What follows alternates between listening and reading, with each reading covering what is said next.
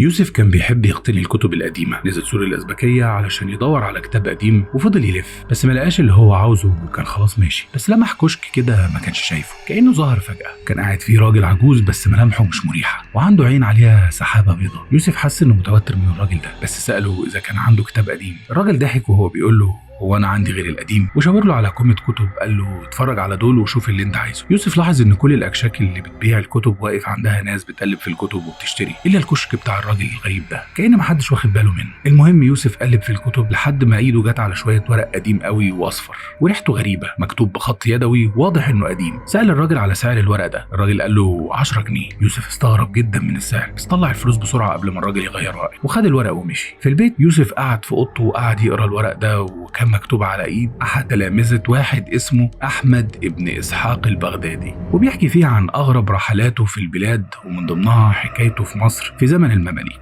بيقولوا إنه كان في أحد قرى الصعيد وكان تعب من السفر وعايز يرتاح. لقى قصاده مدخل قرية محفور على سور القرية بشكل مزخرف جملة بتقول: يا معشر الإنس والجن لا تقربوا هذه القرية فإن أهلها نيام حتى تقوم الساعة. هو قرر يدخل القرية برضه، ولما دخل ومشي في شوارعها اتفاجئ إنها فاضية تماما مع إن كل الدكاكين مفتوحة ومليانه بضاعه بس مفيش حد ابدا والدنيا ساكته. بيلتفت يمينه لقى راجل ضخم ودقنه سودا وماسك عصايه ضخمه. قال له انه الحانوتي بتاع القريه واسمه محمد السلمي، وان في وباء حل على القريه وكل الناس ماتت وهو دفنهم، والحكومه معيناه يحرس المكان لحد ما يتم توزيع املاك الاموات على اهلهم لو في حد فاضل. وقال له يدخل بيته يرتاح. دخل فعلا وارتاح وحكى له على سبب الوباء في القرية، وقال له انه وصل واحد من بلاد فارس للقرية كان بيعمل حاجات غريبة زي انه بيمشي على المية وبيحط ايده على اي جدار بيتسمع حواليه صوت غريب وفجأة يتحول لغبار ويقع. وقال للناس انه ممكن يخلي اي فقير غني، واختار 4 من الناس يباتوا الليلة في بيته. وبالليل كان ال4 قاعدين وحاطين شمعة وهم حواليها، وبدأ يقول لهم على شوية كلمات يقولوها مع بعض بصوت واحد ويكرروها لحد ما الشمعة تنطفي. وفعلا عملوا كده، واول ما الشمعة انطفت حسوا ان في حاجة بتلف حواليهم بسرعة بس مش شايفين، وفجأة ال4 فقدوا الوعي. تاني يوم الصبح الناس شافوهم خارجين من بيت الراجل ده، كل واحد معاه مفتاح كبير لخزن تحت بيت كل واحد فيهم. راحوا الناس وفتحوها ولقوا ذهب ومجوهرات فعلا. بس بعد يومين